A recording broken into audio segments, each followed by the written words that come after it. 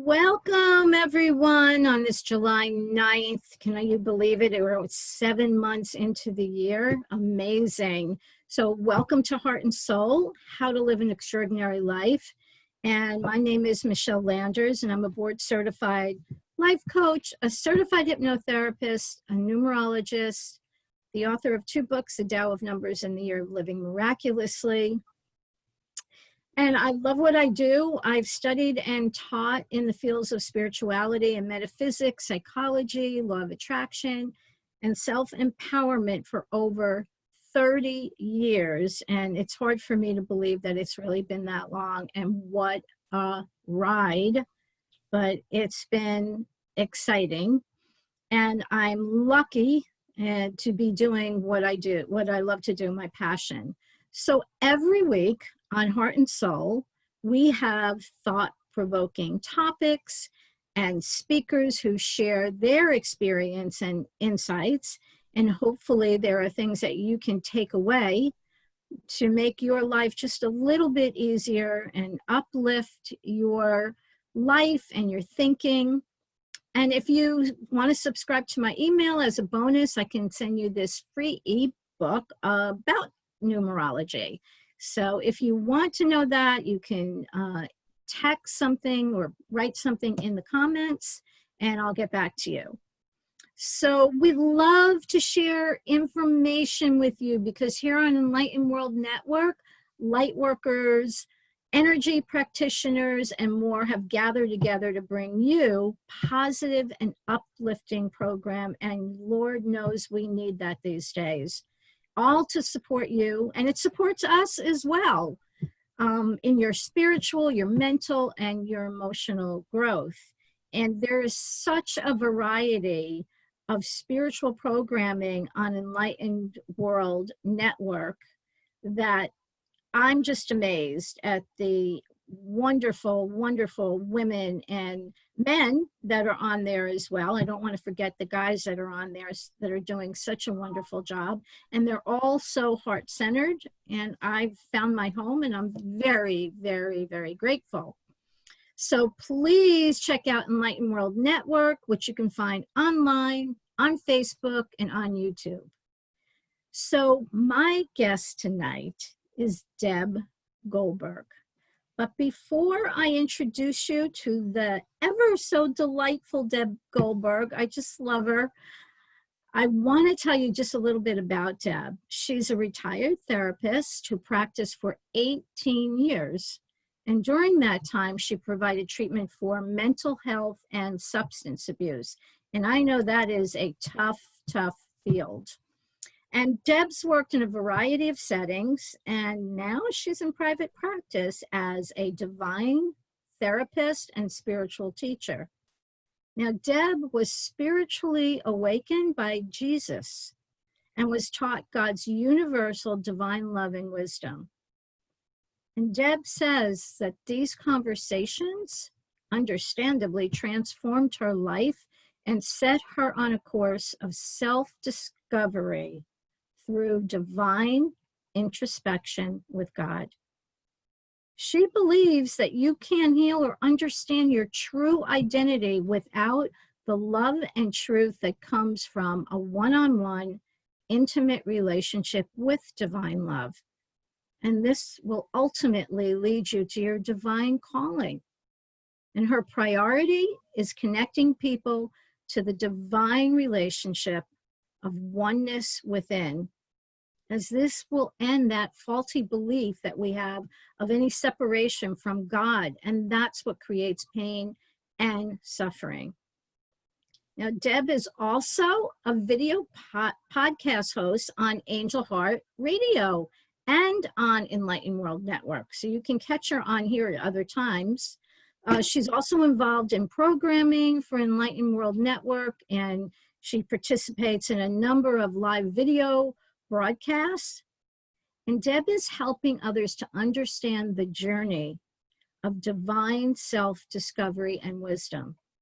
And she brings that divine knowledge and experience of her own awakening into her work to inspire healing, love, joy, purpose, and creativity to each of us as we work through our journey home.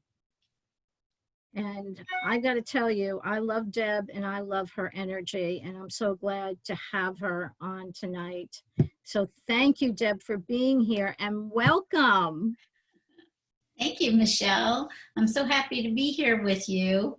I feel so grateful that we've been put together a few times to get to know each other. And I've had you on my show too, and it's it is a lovely relationship. It is. It is. Thank you. So, Deb, I would love for you to share a little bit about your experience, and also what I wanted to talk about tonight was the divine relationship. And that is something I think we all need to know a little bit more about, and that we need to understand. And also, I thought we would touch on the dark night of the soul. And I just recently sent out a newsletter about it because I was having kind of a bad day. And sometimes I just work out things on paper, and it turned out really well. By the end of the newsletter, I was feeling great, and I was hoping that everybody else was too. So just share with us a little bit about your experience and this relationship that is so important. Oh my, thank you. I appreciate the time to do this, because I know that when I talk to people, they really want to be able to connect and hear God or spirit, whatever they call divine love. And for me, it was the first time I meditated, which was almost 6 years ago. Oh, wow. And I was at a workshop. And I think this is really important. What was different with me at this time, because I was not spiritually seeking. I was 56 when I woke up. And I knew there was a God, but I didn't know really what that was. But I felt this presence with me. And then I went through some conflict with my son and his wife. And I was so upset that I was having relationship struggles and conflict with them, because that's not what I wanted. And for the first time in my life, I started asking, what am I doing that's creating my own pain? Mm. What am I doing that is creating this? Mm. And because I started to take responsibility and I really wanted to know, it kind of like blew open my mind to receive. And here I am sitting in this meditation, and it was to meet your spiritual guide. And Jesus shows up. And now I did not understand that it was Jesus when I first connected. I'm Jewish, and I didn't really have a reference of Jesus other than knowing what I know from Christianity.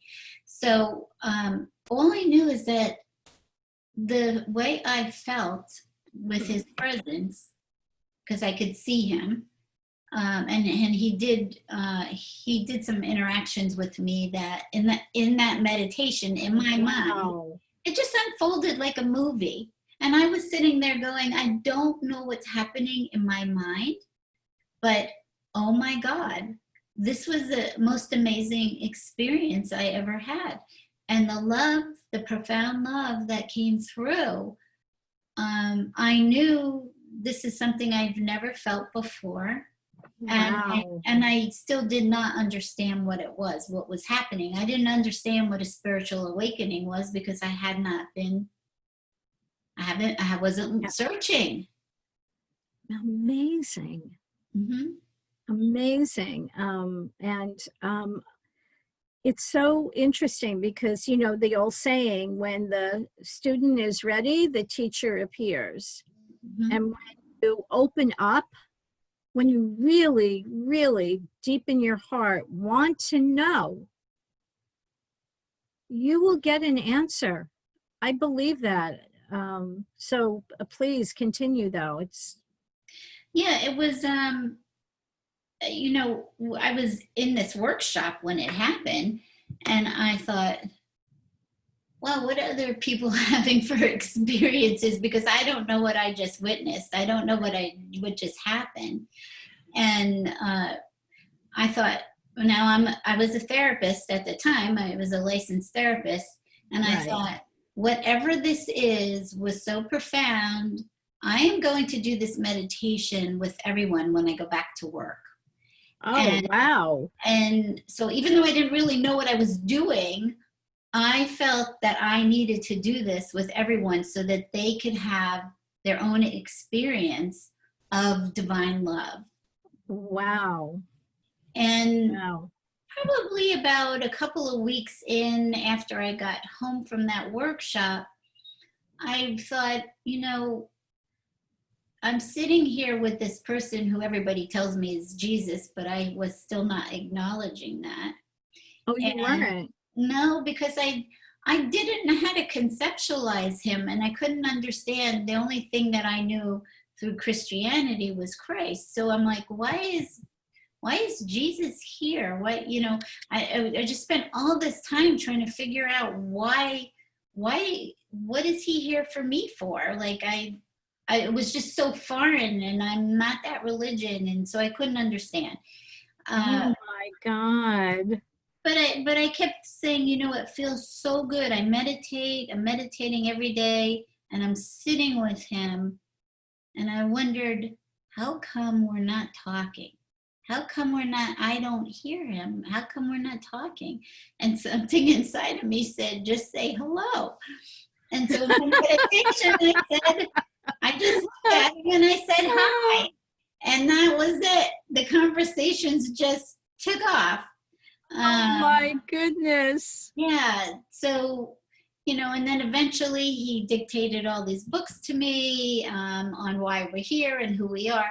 So Jesus was bringing me universal love, understanding God, understanding universal love from higher consciousness. He was not talking to me about religion. He was not talking to me as Christ. He was, and so this was very interesting for me because I kept asking God, and it took years. I'm like, how do you want me to conceptualize Jesus? Because it was creating so much conflict within myself because I couldn't fit him into a box of what I experienced with him and then what everybody teaches outside of who Jesus is.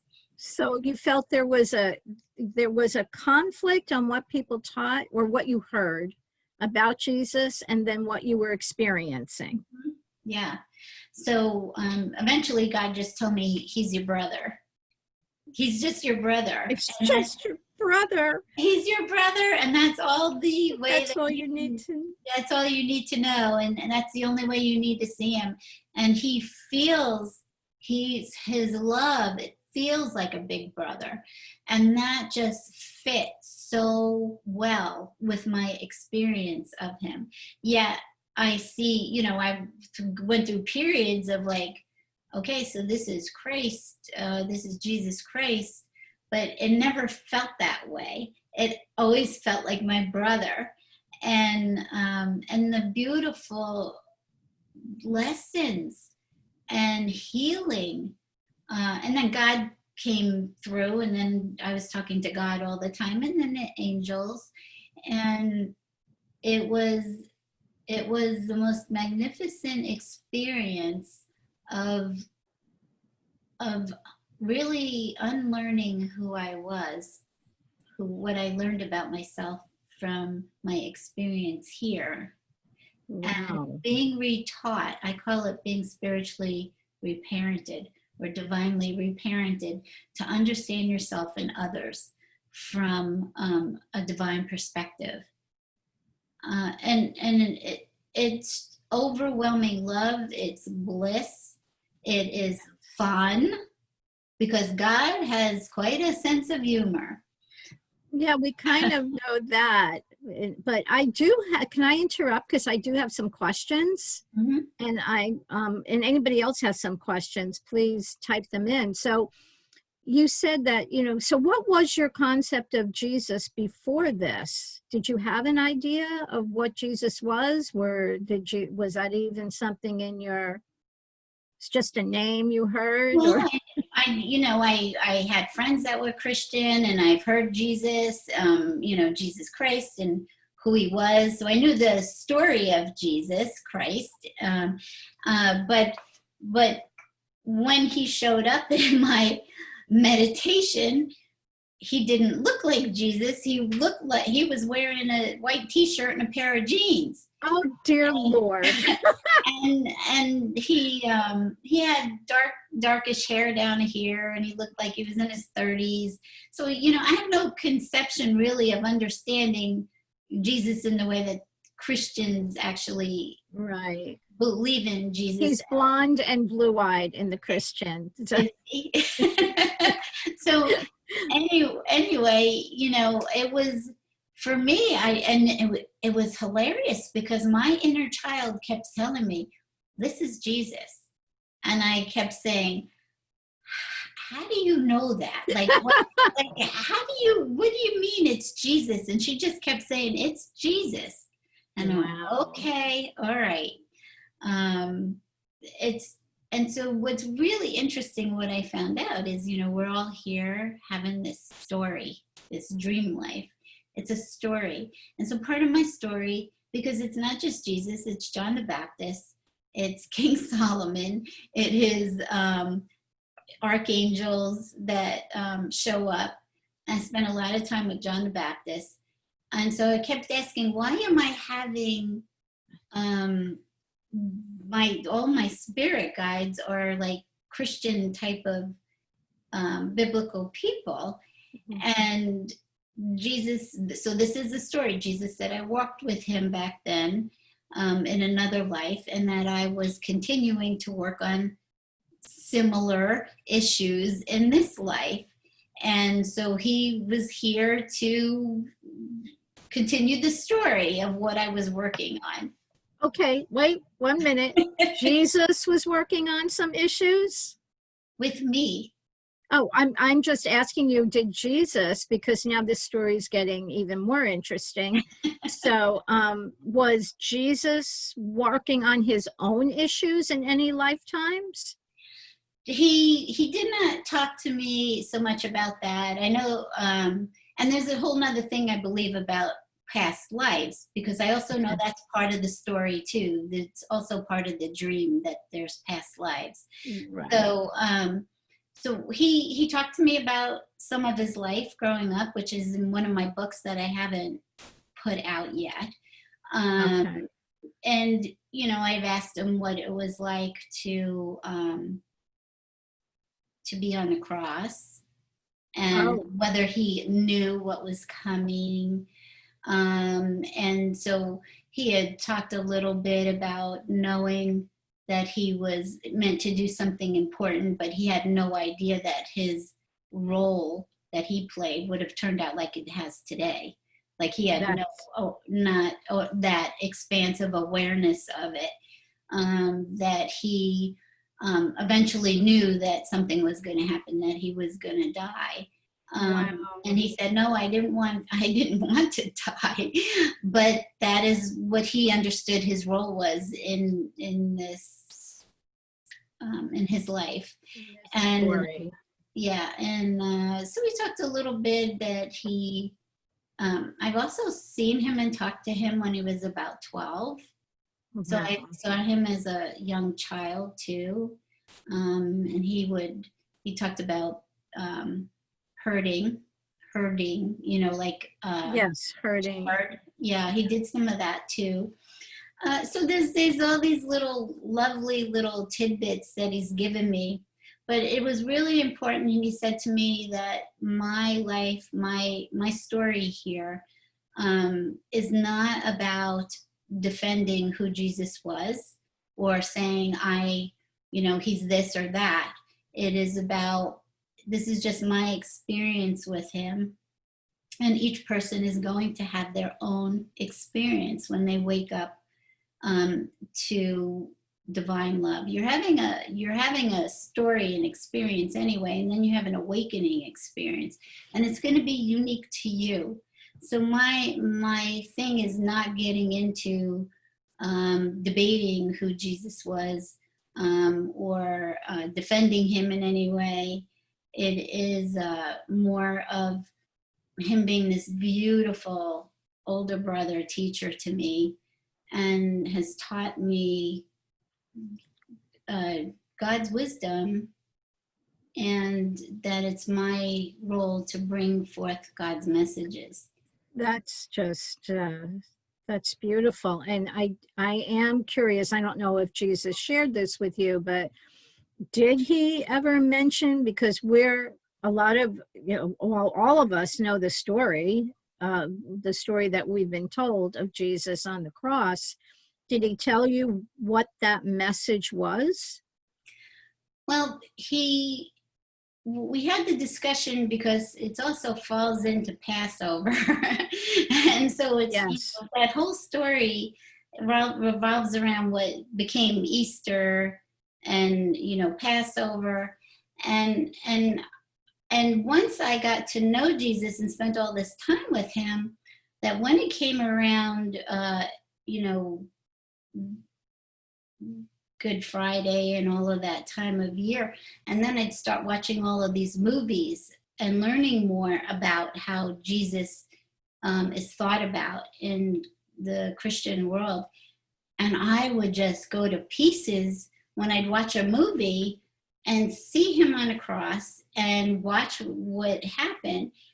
And he told me he did not want me to focus on that I needed to focus on the fact that he rose. And that is what is more important, because there's so many metaphors involved in his story on the cross, of really showing us that you don't die, and that you have eternal life, and that what he teaches me is I am one with him, just like everybody else is, and one with God, just like everybody else. There's only one, and we are all like images of creation from the Creator. So as consciousness, where it's all consciousness. It's all consciousness. It's all God is consciousness. It's energy. It's love, and we're all here having this experience, and it's supposed to be fun. And It's not. it doesn't always Okay. I'm a number 3 life path, so I'm all about joy and fun, except it's not been my definition of fun all the time recently. It's been challenging. And my interpretation, and I guess we all have an interpretation of the crucifixion and the rising up, was yes, no death, but I interpreted it as reincarnation. But what you're telling me, and I get that too, it's all a story, and it's a story that we're all making up together as we go, I believe. Well, so this is what I'm taught. And everybody, when you listen to divine truth, you are going to have your own truth. Each person is here for their own unique reason. We're here as a collective to do something together. But what is most important is your guidance, your curriculum that God has for you, because you have a role to play, an appointment, or whatever you want to call it, a divine calling. And everybody's role is very important. Now, so the truth that somebody else gets in their divine downloads will be different from other people. So when I speak of these things, this is what I am taught, is that this illusion has been created for us, and that It has been created through creation. God is having this, there's only one of us here, it's God, showing up in different faces. And God is moving through you as if you are a character in a book and you are a story. And and that it is a dream. It is all a dream. You never left home. You are still consciousness. You are still pure love. You are purity. You are holy. You are sacred. And for some reason, we experience this earthly life, this earthly illusion that we are having a life here. And that, so it's so expansive. And what we do, we love this mystery because everybody's always trying to figure out, how does this work and how does this happen and whatever. And it's so expansive that we can't understand God's ways. But we are all here to shine love and light and remind each other to wake up. That, and you're shining God's love and light because that's all that there is. That's all you are. You are a reflection of the beautifulness of consciousness. And so, yeah, there's a story. So it's really creative. And we're going along having this story. And you get to choose how you're going to perceive things. You get to choose how you're going to go about something, whether you're going to go right, whether you're going to go left. So you're making all of these choices. But, you know, there's only one point in time. There is no time. There's no space. And so everything is happening all at once. This dream is happening all at once. So that my whole self right now, I'm every age that I've experienced. I'm in the womb, I'm 5, I'm 10, I'm 20. So I'm having this whole experience as my whole being. And God's in control of it all because God wrote the story. We helped write it because there is no separation. That's what I also wanted to, because my belief is also is that we're in co-creation. Okay. We are in co-creation. And the more that you spend time in divine love, in talking to God, or whoever you call what divine love is. And I refer to God as male because that's the way he shows up to me in my images. Right. And that was from my own story, from my own healing, masculine issues from my past. And so God, the more time you spend, you start to understand that there's only oneness because all it is consciousness. And the higher you go in your consciousness, which he controls too, when the veil gets lifted and you go, oh, that's interesting. I see it in a different way now. God keeps pulling the veil up because God is you.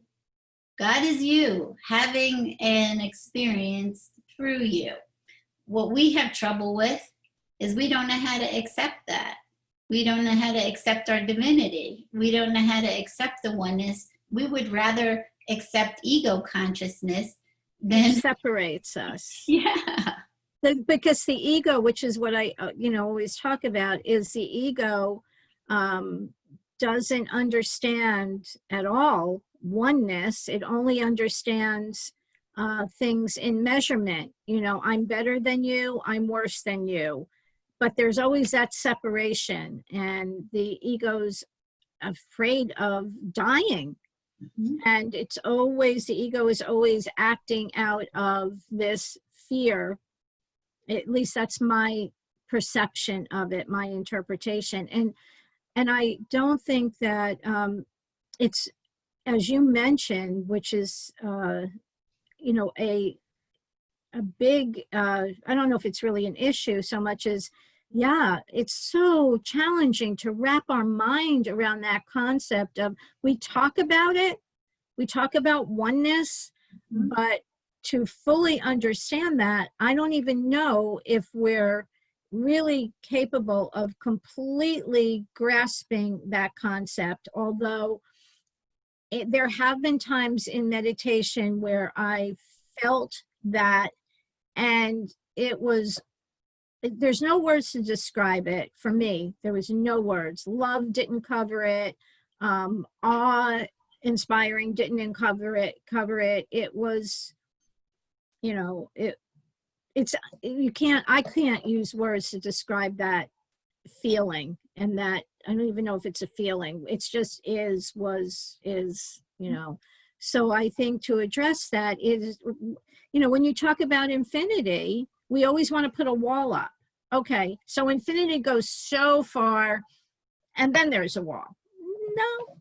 No. And it's the same concept here. You know, time, there is no time. Everything is happening at the same time. And I love about what you said about being all ages. I really would like to be showing up as 32 though right now, you know. That was a good age for me. I like that age. So it's so wonderful to talk about these concepts and to let people know that it is challenging to wrap your mind around this idea of oneness. It's, and if we can just maybe consider it and ask God, show me how that would feel, you know, open my eyes to that. I want to know that. I want to know that love. And so I think that's beautiful. It's just beautiful. Yeah, thank you. It is beautiful. And what's important is as you spend time with God, you're getting taught what you need to get taught. Right. And the more time you spend wanting to be in that, centered into that connection, you will start to feel oneness, but it is elusive. It is very difficult to keep it, like what you're saying. So I've experienced it too. It is one of the focuses that I get asked to remind myself that of oneness. And because we are having this human life, I'm asked to use light as a symbol because we want to make everything simple. You don't know how to deal with nothingness and or invisibility, and right. and energy is, you know, invisible. So you don't know how to right. you don't know how to grasp onto that. So I get to ask to use light as a form of creating oneness. But the healing that happens from understanding who you truly are and going through healing experiences that you've had, because this is what happens. They sat with me and went through every single experience I had that created a lot of pain for me, and the faulty beliefs that I had that created a lot of pain for me. And it doesn't mean that they all went away, but all of the hurtful experiences have been healed. It is every now and then you get these faulty beliefs that is from ego consciousness, which we know is not real. Right. It is an illusion too. But so, you know, by spending time there, you have your own little healing department inside of you that can heal you from anything if you allow it to. I agree. And I think maybe we can give some tips as well. I know I have some tips, and I'm sure you do too. I do want to, I know that there are some people, I'm glad that Terry's watching, and Hope is watching, and Beverly, and Sita, and I can't see everybody else, whoever else might be on there, but I just wanted to say hi and thank you for showing up tonight. We really appreciate that. And we'd love, any comments that you have or any questions. I wrote because of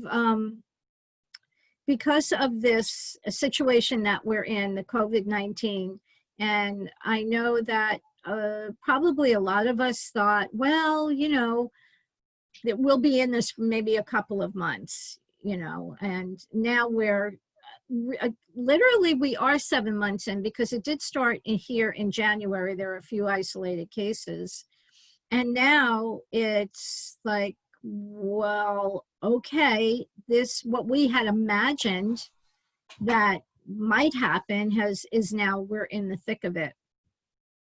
So there are some people that are actually doing okay. They financially haven't really been affected. There are some businesses that have actually prospered and are prospering. And so there are people out there that are not having any physical problems. Their family is fine. So their health is fine. Their finances are fine. And this is just, for an introvert, as I've said, this is an introvert's dream, Yay, that's my granddaughter. How do you feel about it? I'm loving it. I'm loving being home. But that is a segment of society, and they're doing okay. For the vast majority, not so much. And it is, I would think that for some people, it's like the dark night of the soul.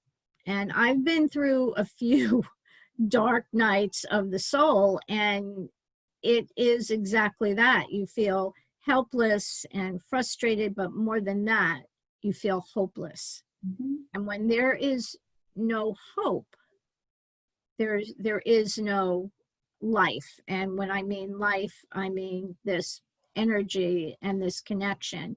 Because when you lose your hope and you have lost your connection to God, mm-hmm. and that usually plunges us into this state of we can get very, very despondent. And sometimes people try to put on a happy face, but they're feeling like and I tell people, if you're not feeling, you don't have to walk around. People I know think sometimes when you're honest, conscious, everybody's on a spiritual path, but when you are on a conscious spiritual path, you always have to be happy.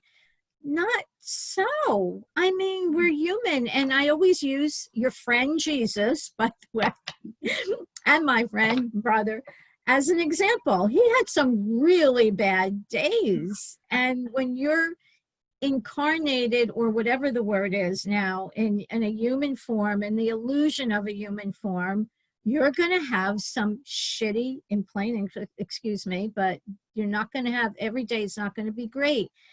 And I do believe that one of the things you have to do is, in our head, we go, well, how can I fix this? I want to fix it. I got to do something. I can't do this anymore. And we want to resist those uncomfortable feelings. And my suggestion is love it. Love those feelings. Mm-hmm. Say, just love those feelings, acknowledge them, be with it, and just love. Anything that is dark cannot survive in the light. They can't. So that's why I say love whatever that feeling is. And then, start taking a little bit of an inventory of everything that you can think of and some of the things you can control in your life. What's going on? You're eating, you're right, or you're sleeping right.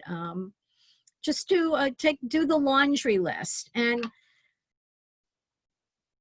as I said, acknowledging your feelings is the most important thing. And then, of course, and people, we hear this all the time, but honestly, it really does work, is make a gratitude list of just the things that you are so grateful for. Did you get up this morning? Do you have food on the table? Whatever that, do you have shelter? Friends, family. Mm-hmm. And finally, one of the prayers that I really like is from A Course in Miracles, and it's really beautiful. To God, or to the divine, whatever it is that you identify with, what would you have me do? Where would you have me go? What would you have me say, and to whom? And just turn it over. Just turn it over and ask the ego to take a seat. I know that you think you're trying to protect me, or what, whatever the ego, you think the ego's motivation is, but it is to keep you alive because it's so fearful of death. But just say to the ego, you know what, I just really need you to take a break. I'm going to handle this with God right now, and we'll get through this, and just let go, which is probably one of the hardest things to do, but it really, really works. I don't think I've ever been in a situation where, when I finally accepted where I was, loved those feelings that I had, and turned it over to God and had faith and trust that my life didn't change, and miracles happen, and people show up, things show up, messages. So those are some of my tips, and I know that you have some beautiful tips too, Deb. Yeah, those are hard places to be. I have been there in the past, and even from younger, I had trauma in my background, so I didn't have that connection that I have now. I wasn't aware of it, because you always have the connection. You're just not listening, and because God's always talking to you. And I did all kinds of crazy things to try to cope with my life. One of my biggest lessons in understanding how things work on a divine level is, like you're saying, you have to accept where you are, accept it and allow it. And you can't change this situation of how things are right now in the world, except for claiming peace for yourself. You claim peace for yourself, you claim peace for the world, because you are the world. You are one with the world. And that we have to really stop looking outside of ourselves to expect to see some change right away, because you've created peace inside of you. The other thing I've learned is, because I did a lot of banging heads with myself. I don't want to hear those thoughts. I don't want to hear those ego thoughts. I don't want to listen to it. I don't want to. And so there's all of this conflict was happening inside of me, or, well, how come I'm not there? Or how come I'm over here? We have these thoughts that bombard us. And the only way that I know to stop them is, like you said, that prayer works for you. There's so many different prayers. All you really have to do is say, God, I need some help right now. Right. Please help me. Please help quiet my mind. Please help me understand what this is all about, why this is happening in my life.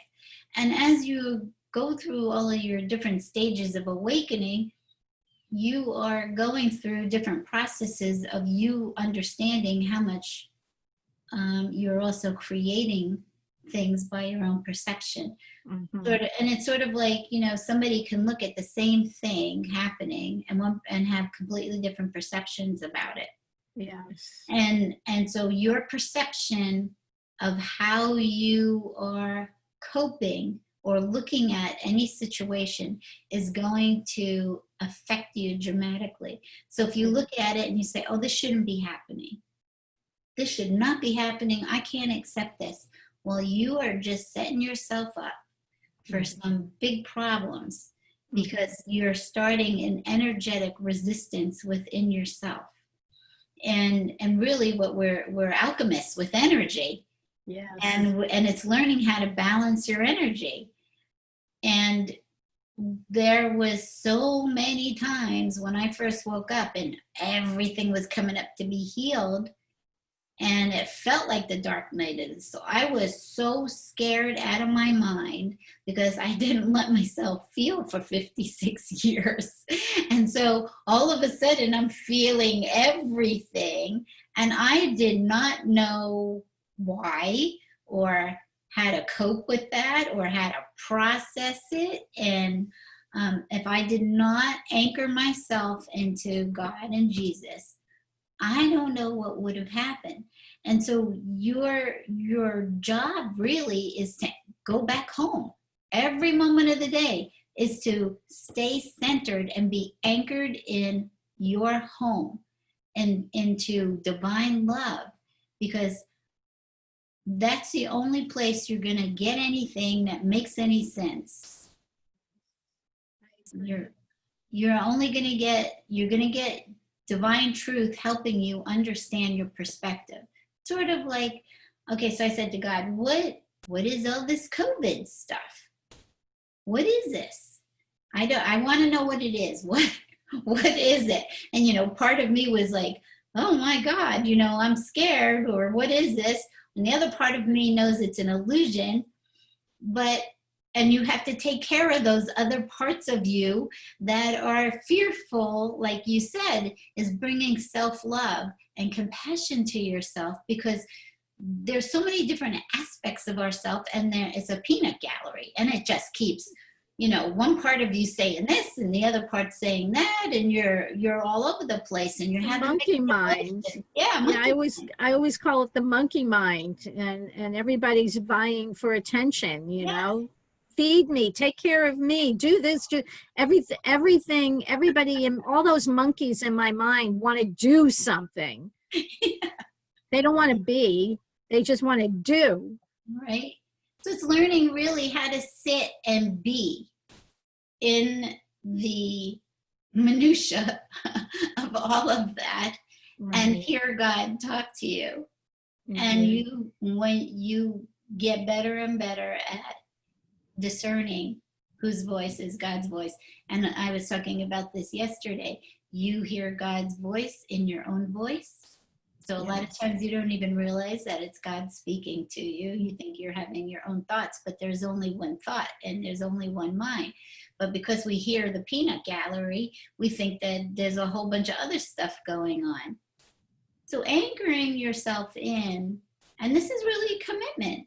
It is a commitment to say, okay, what am I here for? What is my life about?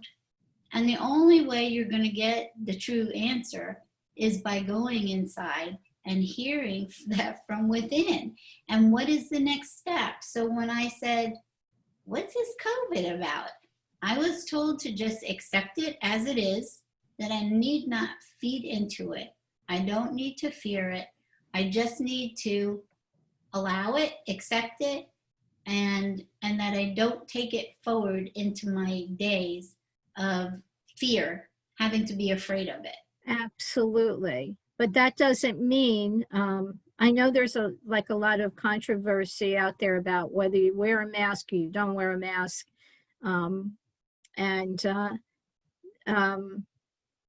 I think, well, no, I'm not going to go there. I'm not even going to go there. I'm going to leave it with what you just said.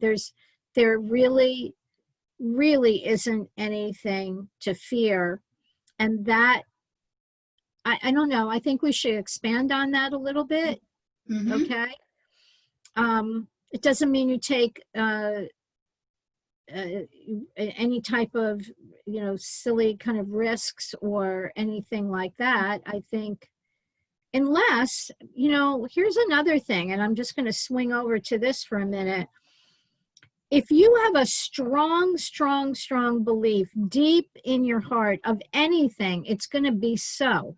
Mm-hmm. And I do believe that without a doubt. Mm-hmm. And somebody said to me one day, and this is, some people might react to this, but I think it's important to mention. Somebody said to me, so do you mean that if I drank bleach and I knew that wouldn't put me into the next life, that it wouldn't? And I said, absolutely. But here's the little caveat.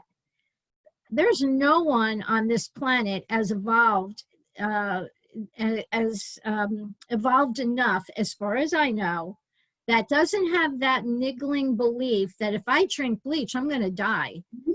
But if you don't have the belief, and I always try to drive that point home, because you can see it in anybody's life, what their beliefs are. You can see how their life is turning out, and you can tell, you can pretty much know what their beliefs are. I know that's for myself for sure. So belief is a huge driving force in our lives. So it's not to ignore what's going on, but it's to, for me at least, it's to surround COVID and the earth with love. And again, just love it. And that doesn't mean loving it is not going to make it grow. You know, people get confused about that. Well, if I love it, it's going to grow. No, that's not what this is about. When you love it, then it can turn into something that is love. And whether that means going away or whatever that means, but it's not going to be, we're not going to keep it, we keep it growing and moving and expanding by all of this resistance and fear about it. At least that's my belief. Mm-hmm. Yeah, when you're talking, I'm thinking of it as more, love is a state of being. It's not a doing. Love is a state of being that you are in because you connect with divine love, and that's all that divine love is a state of being. And so when you connect in with that and just stay in that state and stay in the state of peace, and this is what shifts everything. It's Yes. not that you're going out and saying, oh, I love you, or I love the flower, or I love the tree, or I love, it's about holding a space of love, of being within yourself. Right. And this is what you get taught when you connect, because you feel it. You know what it feels like then. And you get taught to learn how to do that yourself, because after all, it is your divine nature. It is who you are. The other thing with fear is, it doesn't mean that I don't get fearful at times of things, but I keep shifting back to, all right, God, here's what's going on. Help me with this. And I have to anchor into the truth that I have been taught and the knowingness inside of myself. Jesus has told me over and over again that I need to stop looking outside of me for validation, that I need to remember everything I've been taught. It is in my knowingness of what I know. And that is what I need to use as my intuition, not what I'm seeing outside.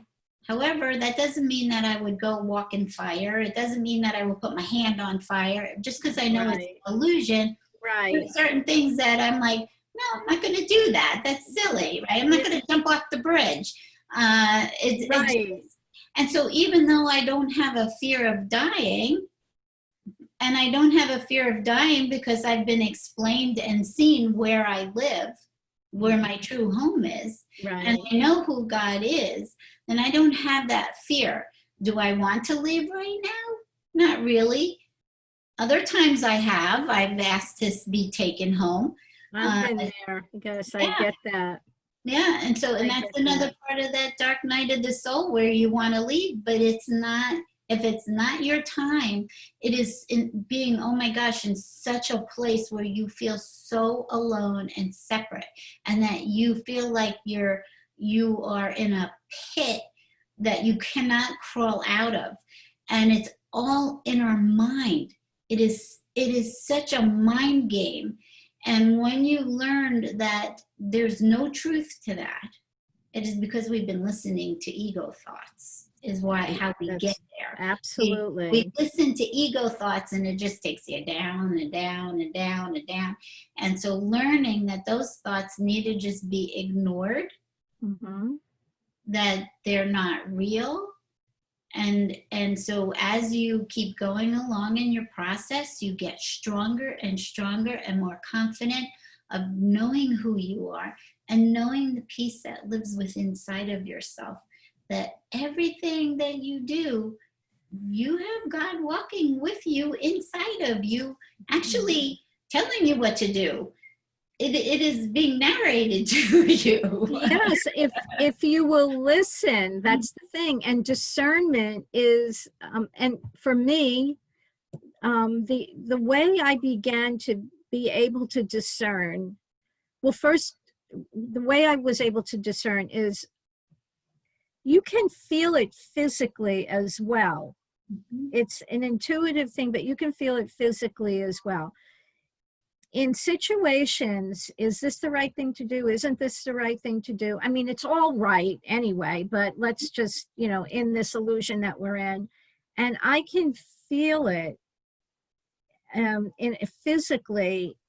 If it's the right thing, there's a peace. There's no ego involvement with, it's not even being overly excited or it's just a peaceful feeling like this is the right thing.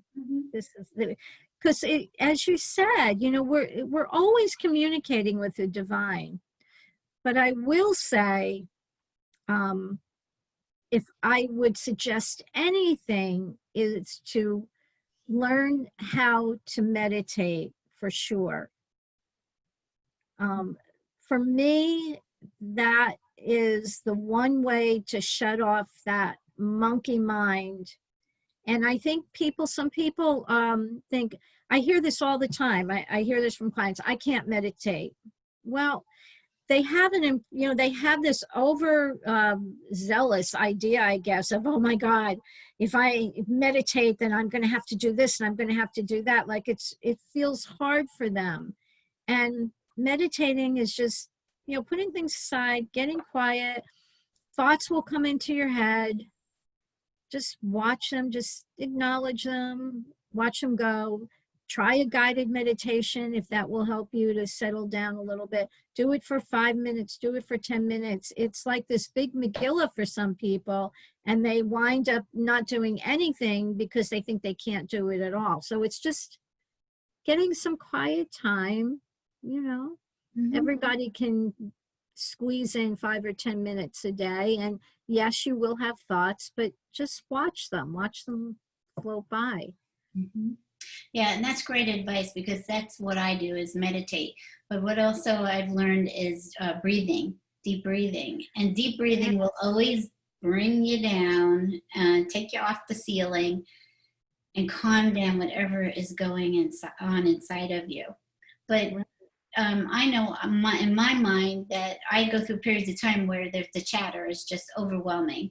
And I've said to Jesus, just make it stop. Just make it stop. And he would say, you just need to bring more love to yourself. And I would say, well, I did that. I just did that. And he said, well, do some more. You need to bring some more love, and then bring some more love, and bring some more love, and bring some more love. And there is this resistance that we don't want to sit there and keep bringing love to ourselves. It's like, oh, is it enough? Is it enough? And there is no end to it, of learning how to self-love and have compassion. Michele, we have some questions, or we have people saying things here, awesome comments, and I thought maybe we should address them. Yeah. Sure. Great. I don't see all of them. I see some greetings, which I love. But are we not going to close up at 7? Do you want to stay on a little bit longer? That's up to you. I just wanted to, Andrew Taylor is saying the conditioning of what Jesus was meant to stand for. Yes. And then we've begun to realize he is us, or an expression of what we can be if we align. So powerful. And that I feel like Jesus and others helping us are reaching out a hand and saying, come walk with me, let's do this together and trust. So perfect. It is so true. Reflection of history shows us so much, how to trust in the process, not knowing the exact plan, but to trust we are being looked after and guided for highest good, no matter what appears. So there's just some lovely comments here. And the other thing is, really, you're developing a trusting relationship with self when you go inside, because there's only oneness.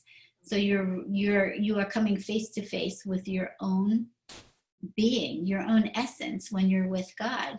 And when you see and you understand that everything is in divine order, you can keep letting go. It doesn't mean that you try to fight, you don't fight it anymore, or you can't understand things that happen, because stuff happens.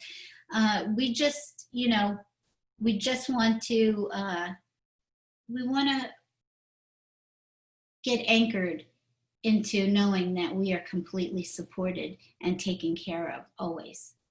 We have to wrap up. There's another show, and I wanted to get some other things in, but you can get in touch with Deb or I. Deb, you have a master class coming up, or you are doing a master class, right? Can you briefly talk about that? Sure. It will be Saturday. This Saturday is the first class. It's a series of 5, and you can sign up for one of them or all 5. There's a discount if you sign up for 5 on enlightenedworld.online. And the first one will be about getting started and how do you connect within. So we'll be doing experiential meditations to help you actually connect and Yes. and see or hear your guidance, whatever you feel like you connect with, and work on reducing pain, healing it. The second one will be about healing the inner child. The third one is understanding our thought process of what creates all of this. Right. Yeah, and the fourth one is balancing energy, so you stay in vibrational alignment. And the fifth one is learning how to master your internal world. So I'm really excited about all of these. They're Saturdays at 2 o'clock, and they're 90 minutes. And so I hope to see you there. Yes, they sound wonderful. And EWN is just doing so many wonderful things. And you can get in touch with Deb. I'm sure, well, just you want to give your, how would you like people to connect to you? Sure. I have a website, and it's debbiengoldberg.com. Or you can Facebook Messenger me, or you can reach out through Enlightened World Network. Okay, thank you for that. And if you want to get in touch with me, I'll be doing some Living Miraculously. I mean, we can all co-create miracles. That's a fact. I've done it in my life many, many times. And my book is, one of my books is The Year of Living Miraculously. So, and also numerology, which is a great tool to find out what is your path and what is your destiny. And you can find me on EWN or michellelanders.com. And I think was a great conversation. And thank you so much for being my guest, Debbie. And I hope we can do another show together because it was really good. There's so much to talk about. And everyone, please be blessed. Know that you are a perfect child of the universe. And you are loved. Don't ever forget that. So thank you all so much. And I'll see you next Thursday with Psychic Hallie Elise. So that should be exciting. Thank you. And thank you, Deb. Bye-bye. Thank you, Michelle. I appreciate your time. Thank you. And your wisdom and love. Thank you. Bye-bye. Bye.